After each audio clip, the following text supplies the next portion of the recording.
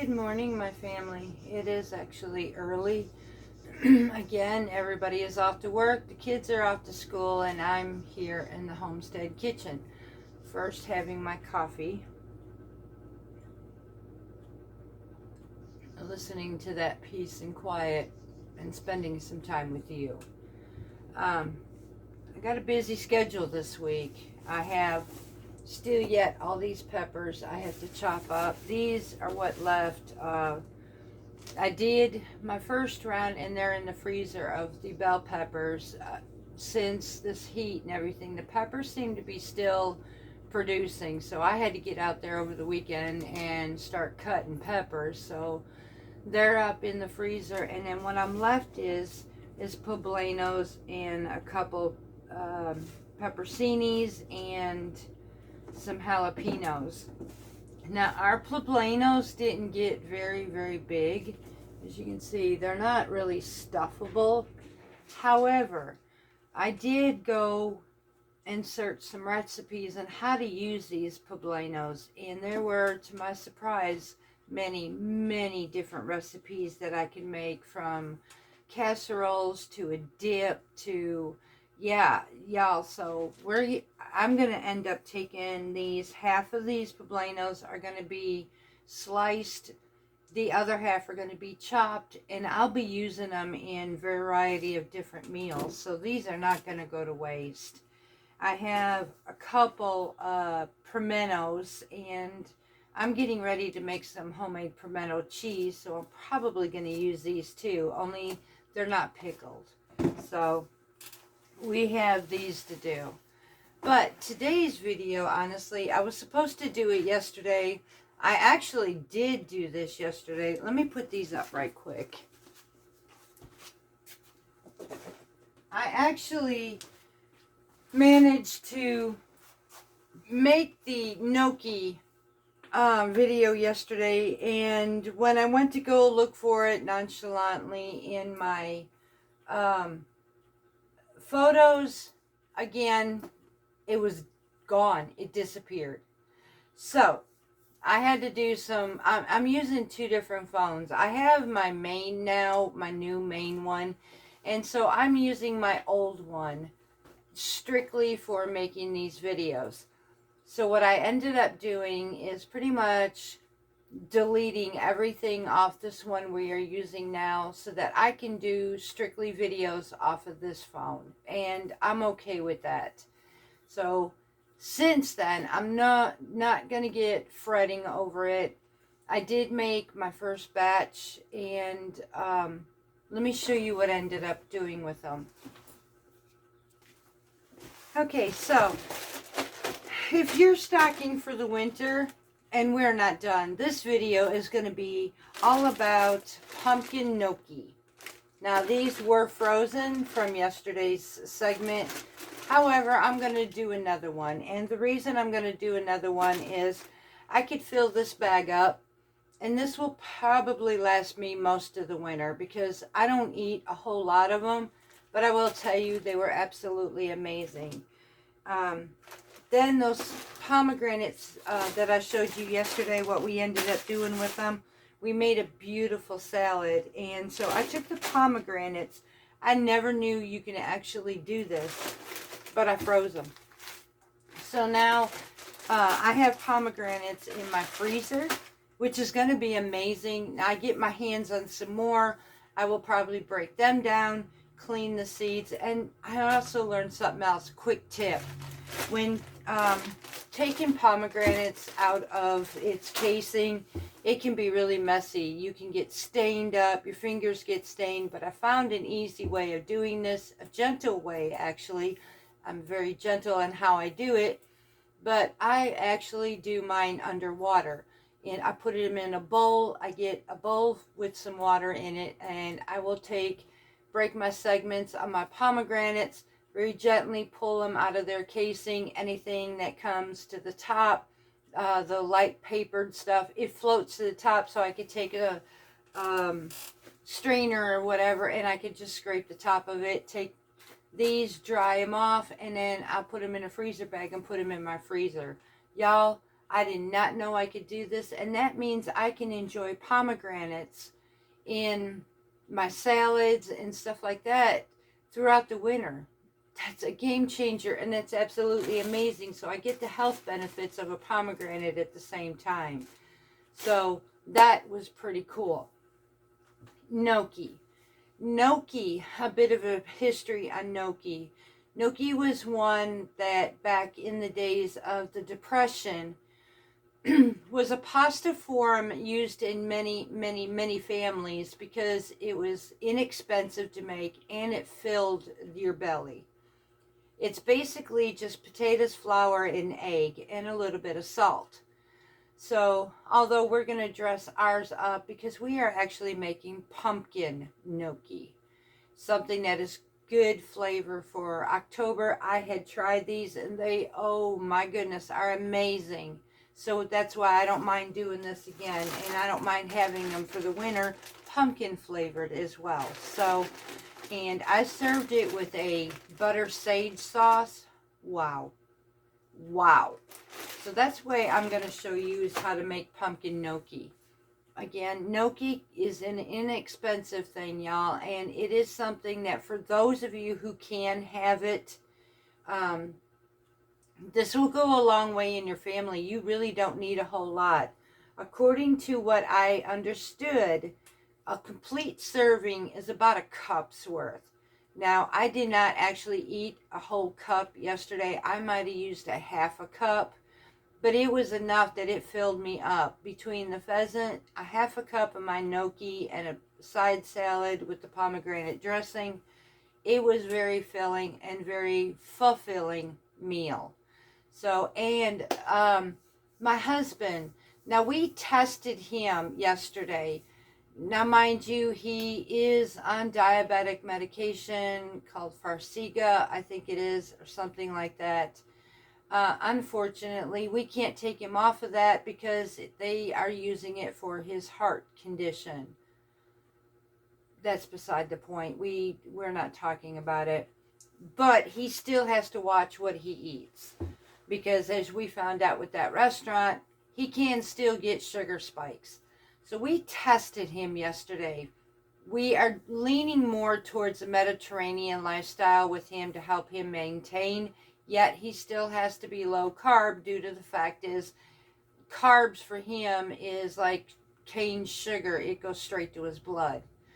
So we tried, he had the pheasant last night. I gave him a small red potato that I had dressed with olive oil and some Italian seasoning, and I baked it and roasted it.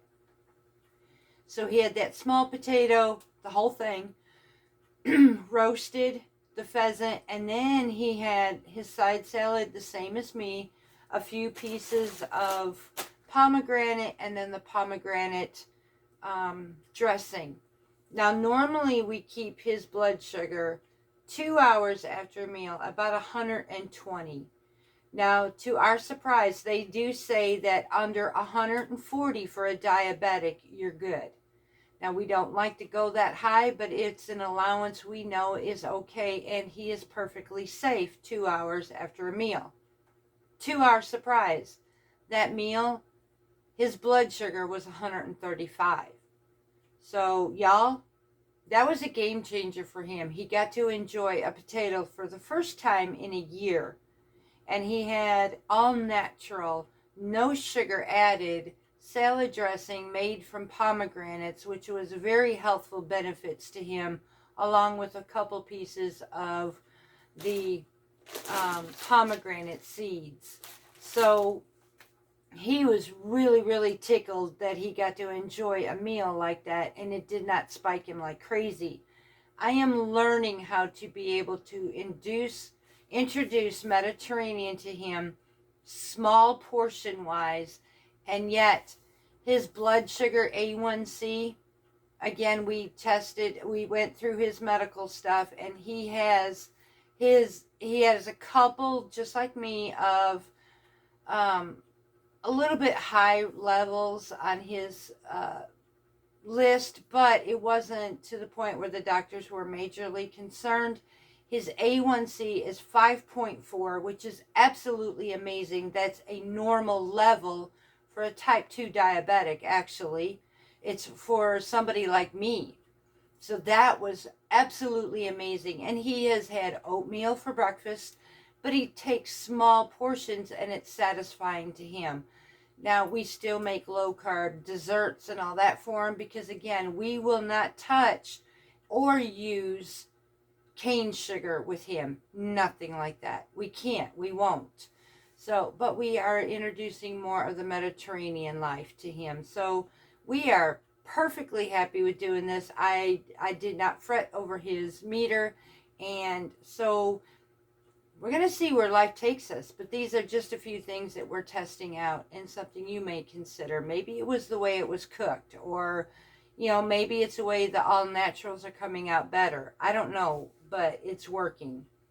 So we will not chit chat much right now. Today's video is making homemade, beautiful fall styled potato pumpkin gnocchi. So let's go join ourselves in the kitchen. We will have some fun, and I look forward to doing this with y'all because you can make a whole big bunch of this.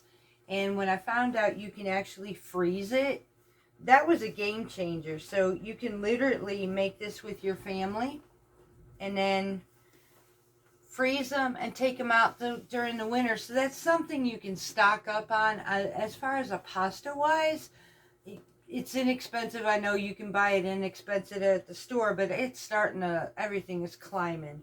But the fact that you can make it homemade is even better. Now, the pumpkin that we are going to use, honestly, you can do one or two things. I am actually going to be using canned pumpkin today, but it's 100% pure. Don't get nothing else besides that. If you're going to use a canned product. The other product that you can use, and I will tell you, I have an ordinary small sugar pumpkin that I got for like $2.89 at Walmart. I roasted it intending on using it for my gnocchi. The deal that I found out with this one was not all pumpkins are alike. Now, what is actually suggested to use in this type of recipe is a kabocha pumpkin. It's a Japanese pumpkin. It's actually kind of flatter, green, but extremely dark orange. It's a beautiful looking pumpkin. However, I don't have access to that, so I am resorted down to the can. There is nothing wrong with that. But if I do happen to find a pumpkin that is like this and will be sold, I absolutely will do this. Other variations that you can use in place of this pumpkin can be butternut squash, can be sweet potatoes. I would take and roast them, and you will have to make sure that you get the excess water out of them. You'll have to probably strain this stuff and then run it through a ricer. We are actually going to be using a ricer today because I am also using 2 medium potatoes, and I'm going to get into that and how we're going to make this. But I wanted to address you with the pumpkin before we get started because that pumpkin is the star to your gnocchi. And sugar pumpkins can be used, I guess, but I will tell you they're a bit more stringy and they are harder to use. So I will use the canned unless I can get a kabocha Japanese style pumpkin. This is what we're going to use today, so don't hate, y'all. It is what it is, and it's what I have available. So let's go in the kitchen and make some gnocchi. Okay, so we are in the kitchen. I am working on bringing my sourdough back out again, y'all, because it is that time of year, and I literally have been so busy, I haven't even had time to get to my sourdough, and it had hooch in it, so we got to work on that bad boy. But our potato. Now, we're going to need about 2 medium potatoes, and it'll be anywhere from 1 to 2 cups of potato when we're finished. So how do we do this is I washed my skins really good. We're going to add it to a pot, cover it with water, bring it to a boil until they are softened. We want to leave the skins on them. So I'm going to get this started, get these cooked. And after we get this cooked, I'm going to show you what we're going to do after they get cooled off. And we will come back and start making up our gnocchi. But the first process is we need to get our pumpkin. If you are using a fresh pumpkin, you want to take and drizzle that with olive oil, a little bit of salt on it, put it on a baking sheet with parchment paper or silicone mat.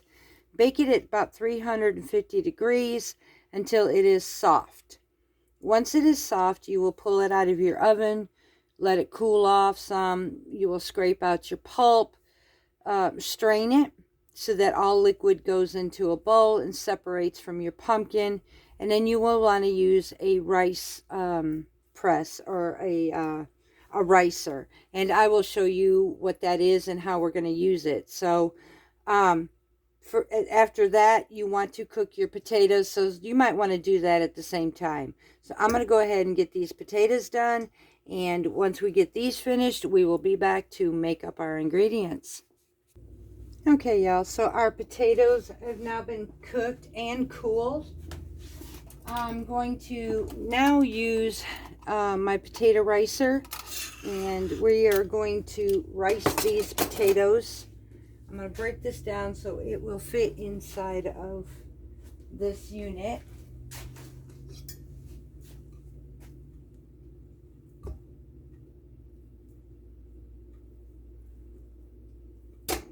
I'm just going to do a little bit at a time here.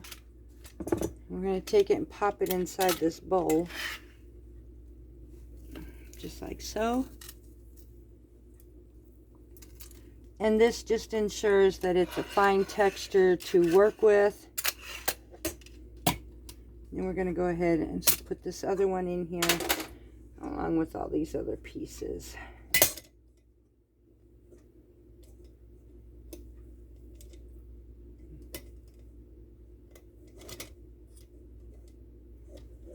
And then we're going to pop that through. Use just a little bit of muscle. It's not too bad.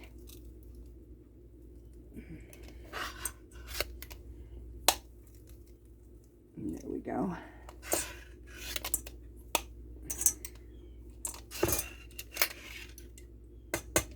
All right.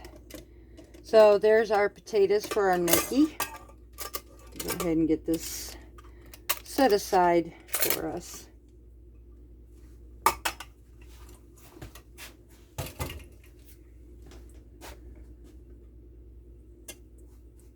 Now I am actually going, because I don't have a huge space to work with, I'm actually going to be working with this bowl.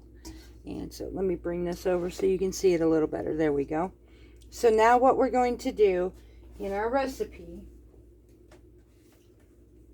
we are going to use 1 cup of pumpkin.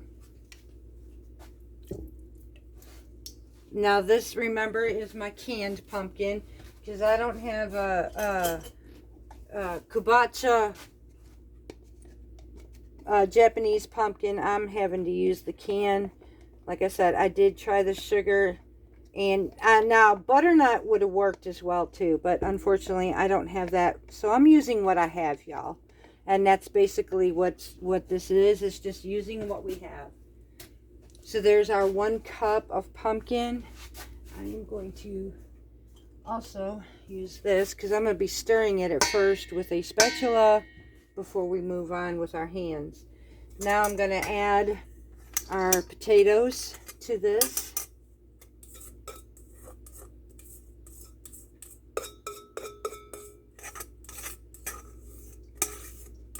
I'm also going to be, now the recipe says to use all-purpose, and you can use one or the other. Most generally, everybody has all-purpose flour. I happen to be fortunate enough to have also gnocchi and pasta flour, and that's what I am going to be using. It's more of a whole grain durum flour, so I'm going to be using this, but all-purpose is absolutely okay. So I need also a tablespoon of olive oil. Now I'm using the Italian chef Lydia. I'm using her recipe. So I'm going to add a tablespoon of olive oil. There is several versions of this recipe out there. So I'm just going to try this one from an actual Italian. I need a teaspoon of salt, which they say use kosher. I'm actually just going to be using Himalayan sea salt, y'all.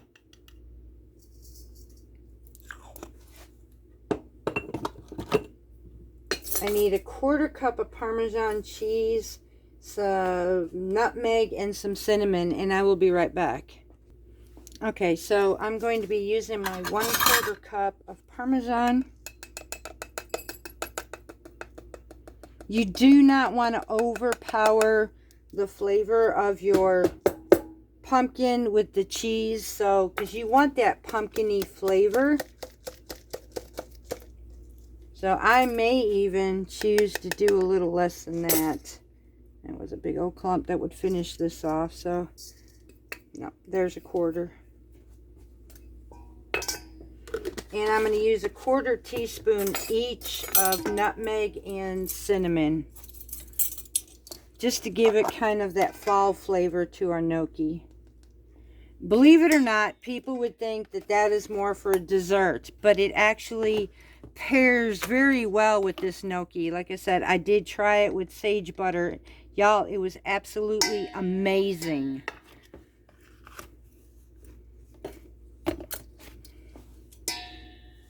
Now I need 1 egg and 1½ cups of all-purpose flour, or the 00 Durham flour. So I'm going to start out with 1 cup at first and then move from there. I don't want to add too much flour, but I don't want it too little. We want it somewhat, we want it soft. We don't want this mix to be hard, but we don't want it super sticky either. So I'm going to start out with 1 cup and then go from there.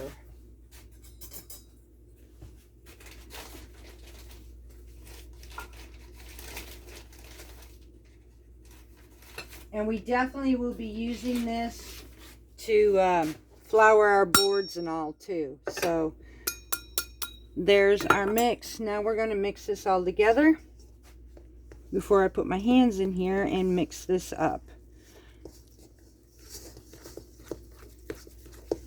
Get my eggs all broken up in here.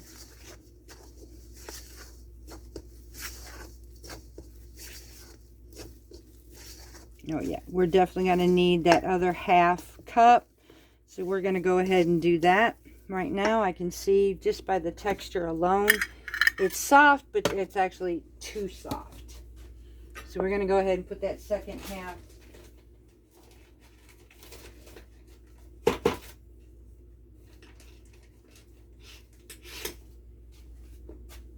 There we go.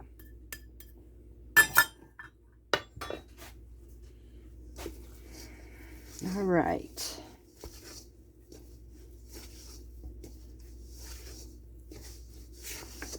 Now what I'll end up doing is to flour my board and everything. I will go ahead and use all-purpose flour to save on my special pasta flour, because I also use that flour to make homemade regular pasta as well. So let's get this mixed up. Let me clear off a section and get some of this stuff cleared away, and we will go ahead and start showing you how to do this gnocchi. First, before I do, let me get my dough, because I may need more flour. It depends on where you're at and the atmosphere that you're at, how much you're going to need, and the liquid within your potatoes and your pumpkin. And so I may need even more. I want to give this time to also absorb to see if I need any more or not. And I'm going to need just a little bit more, it looks like. I'm going to mix this together here. Like I said, I want to keep it soft, but not too, and not stiff, but I don't need it too soft either.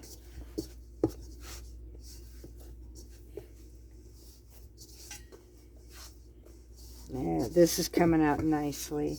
Now I'm going to knead in all of this flour here.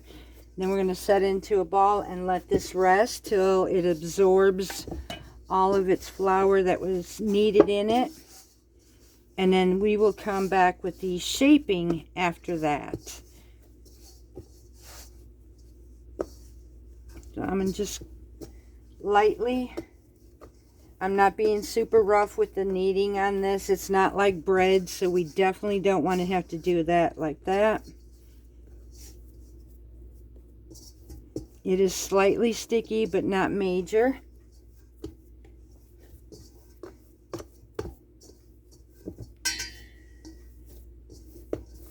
Okay. So we're going to go ahead and cover this. Let this sit for about 5-10 minutes. And that's your dough right here. Beautiful pumpkin. And we will take care of this as soon as it rests and start forming our gnocchi out of it. I will show you, I'm washing my hands off right quick, y'all, but I will show you how to do regular gnocchis, how to roll and make your own dimpled gnocchis, and a very special gnocchi. If you want to impress somebody at a dinner for fall, I will teach you how to make gnocchi pumpkins. That's what I used in my dish last night. They were absolutely adorable, and they would make a really cute presentation if you wanted to do this for like Thanksgiving or something. So I will show you how to do all that. Right now we're going to let this rest, and we will be back as soon as the 10 minutes are up and see where we stand, if we have to add any more of our flour or not. Okay, y'all, so it is gnocchi time. So let me raise this up just a little bit so you can see this better. And then bring this over for you. See if we can get that. Whoops, nope, going the wrong way. I should have done this beforehand, y'all. I am so sorry. So right now we have our nice big ball of gnocchi dough. Now we got to turn it into the pasta. So this is what we do. I'm actually going to cut this, and it's going to make a lot of gnocchi, y'all. But the good thing is we're making this one to freeze. I'm going to show you how simple and easy this is.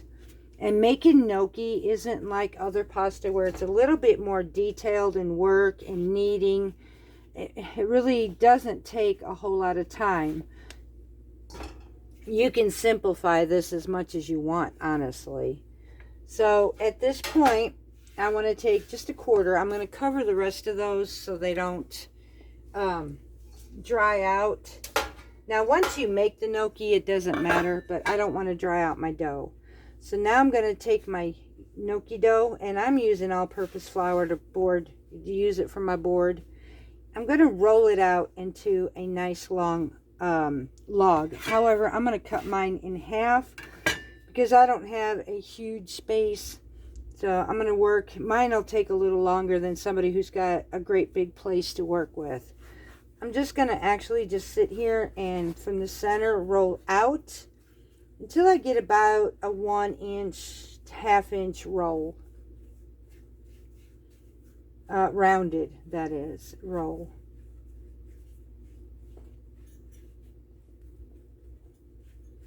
And just roll this out just like so.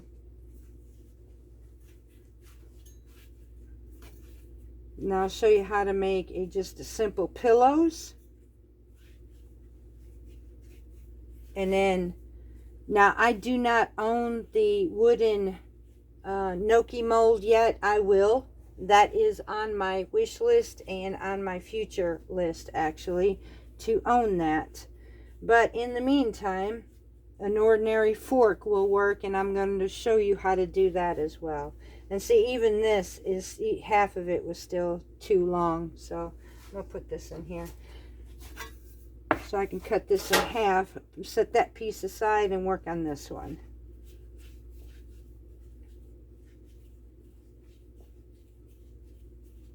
It is worth spending the extra time to show y'all how to do this, even if it means that I have to cut it down some. So at this point, I want to take, and I'm just using a pastry cutter. You can use a knife or whatever. You want about little nuggets. About a 1/2 inch is pretty good. Some like it bigger than that. You can do about 1 inch. I wouldn't go too much on these. But you're just going to go through here just like this and make just little puff pillows. Now you could leave it at this and it's perfectly fine for your gnocchi. Or you can do the next method, which will be using a fork. And I will show you how to do that as soon as I find out where I laid my fork. Give me a second, y'all.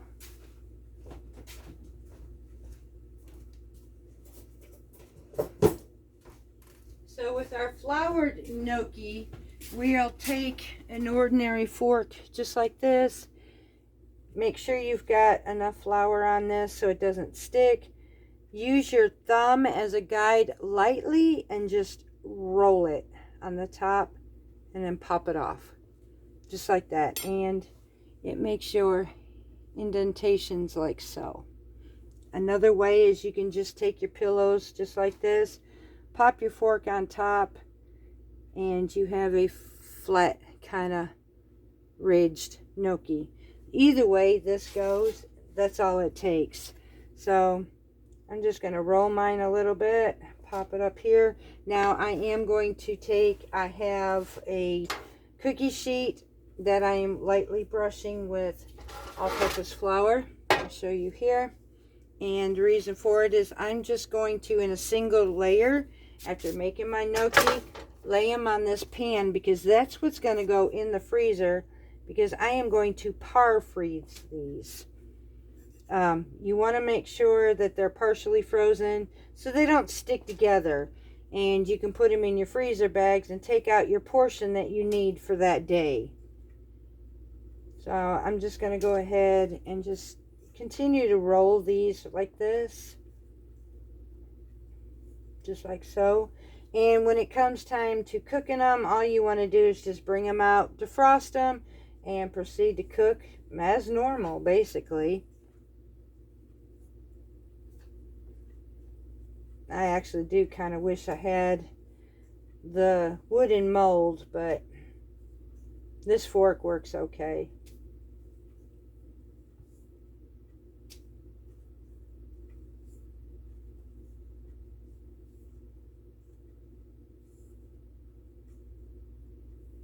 All right, so we got our little gnocchis done. Now I'm going to show you one if you wanted to impress your family or your friends. If you were actually having a big gathering and wanted to make a gnocchi pasta dish with this, it goes very well with a poultry. I could even see this going with prime rib, to be honest with you. A beautiful buttered sage, and I'll give you the recipe. It's really simple. It's just butter, salt, and sage. So now if you wanted to impress your family, you'd go ahead and continue to do same thing you did in the beginning to make these right here. You can make these a little bigger if you wanted. It'd just be more of a bite, and I will tell you they will be a lot more filling at that point. But you want to take your little gnocchis after you've cut them and roll them into a ball, just like so. Make sure they stick really good. Roll it into a ball. Kind of tighten your ball up a little bit.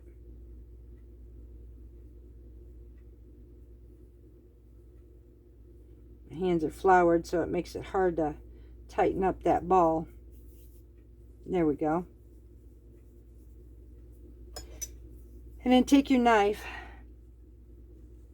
And you're going to make your ridges. You want about 8 ridges. So we go ridge this way, cross over, ridge this way, and then cross over again, forming it into a gnocchi pumpkin, just like so.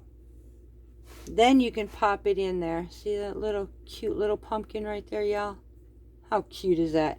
You can pop this in there with a piece of sage, not sage, rosemary, for a rosemary stem. You can use a piece of pumpkin seed for a stem. Anything like that will work. So, and these were absolutely adorable. Now, this is what I used when in the community. You will see the meal that we presented yesterday, or that we had last night, where we actually had the pheasant, and then I had my gnocchi in the butter, sage butter. And I made them into these little pumpkins. Now I'm going to do one a little bit bigger to show you. And that you can actually do this much bigger as well. And like I said, you choose the size you want your little pumpkins. But again, it's just taking it, making it an indentation. You can use a piece of string if you wanted to as well. But just rock it a little bit. Form your thing all the way around. Flatten it down just a little, and then put your center, and you have a cute little pumpkin.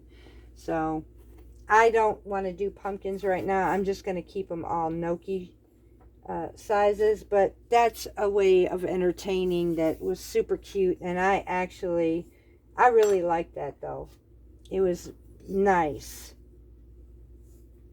and it kind of impressed the hubs too, because he's like, how did I do that? I just wanted to try something new for once, and so I wanted to kind of dress up my meal a little bit, and that gave me a way to do that. But right now, this is all we do. This is what making gnocchi is about, and it's super simple, even when you want to make different flavors. So I'm going to go through and finish making all of these gnocchis up. I'm going to fill this pan so that I can freeze them.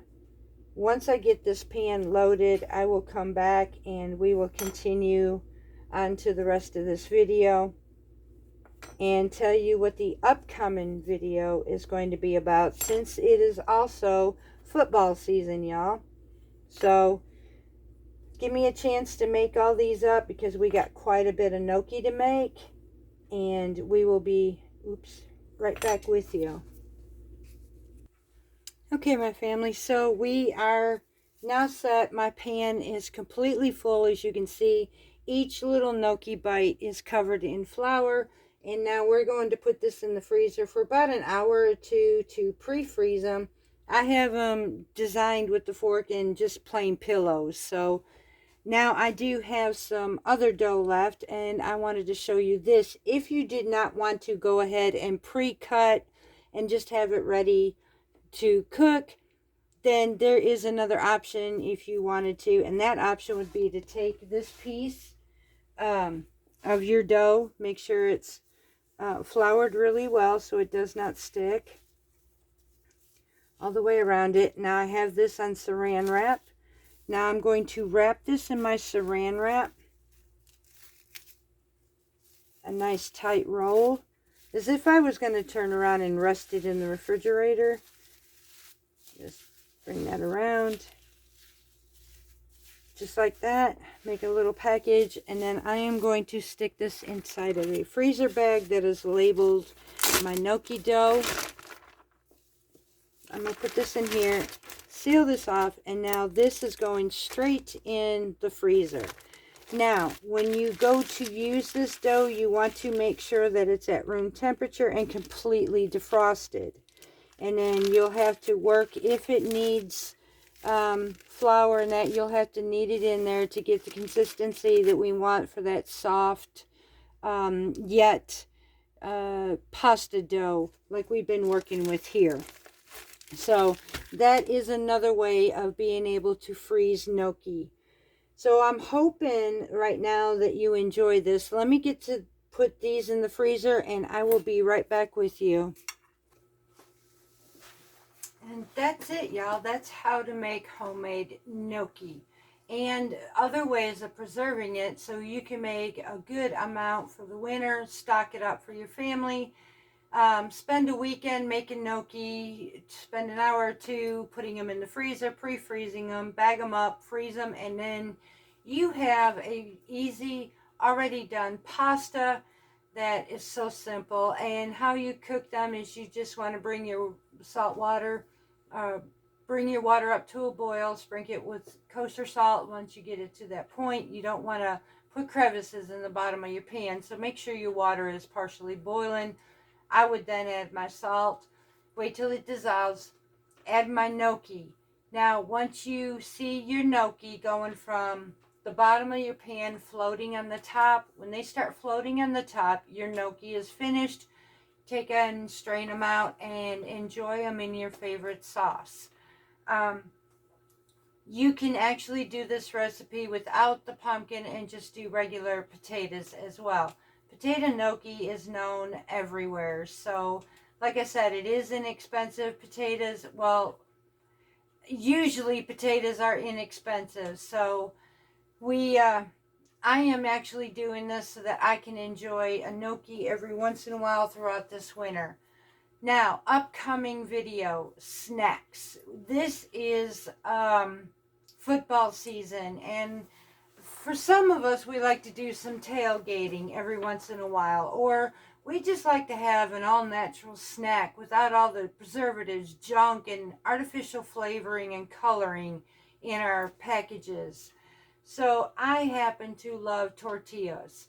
Tortillas are amazing in salsa, for dipping in salsa. The chips are great for avocados, even hummus. There's so many things you can do with a tortilla chip. However, there are two ways you can do this. One is flour, one is corn. I had made a video on how to make both homemade flour tortilla and corn tortilla. I did happen to save some of my corn tortillas in the freezer.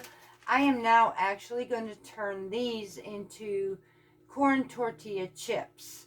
So this ought to be interesting. Another chip that we are going to do, again without all the preservatives, I am going to show and teach you how to make your own nice flavored potato chips. And I'm going to be honest with y'all, when I started making my own potato chips, I really can taste the difference. The chemical taste somewhat in a store-bought potato chip versus a homemade potato chip. I will tell you the flavor is so much different. Another thing is, many people don't know this, but Pringle really, y'all, isn't really a potato chip. I hate to turn around and bust your bubble on it, but Pringles are not potato chips. They are a pressed combination of flours and maybe some potato flake in it just for that flavor, but is a pressed mix to make it look like a chip, fried up, put in a can, and then or flavored, whatever. But it's not an actual potato, y'all. It's not an actual chip. If you want an actual chip with the store-bought, you're better off buying Lay's or something like that, because you're going to get more out of that than you are of a Pringle. Pringle it blew my mind when I found out, but it's not really a chip. So I am going to be making some homemade chips. And so, and on top of being able to use vegetables like cucumbers and carrots and radishes, these make awesome chips as well. I literally, for a snack, I'm taking my hummus and using my snow peas as my chip in my hummus, and it tastes amazing. But homemade chips, at least I know what's in them. I know what I made out of them, and I don't have all that extra flavoring and dyes and preservatives within my chips. These are homemade, they're amazing, and they won't last long. So we are going to be doing some snacks, making our own chips, and I look forward to doing this one with you as well. So I hope you enjoyed today's lessons, or just being in the kitchen with me, if anything else, on how to make pumpkin potato gnocchi, and knowing that you can have these anytime throughout the winter. Just make a big batch and freeze them. I didn't know that that was even possible, so that became a serious game changer for me to store them up for the winter. So until next time, I've got farm work to do. I've got to do some errands. We will catch you next time, y'all. Love you dearly, and we will see you again from Parton's Heritage Homestead.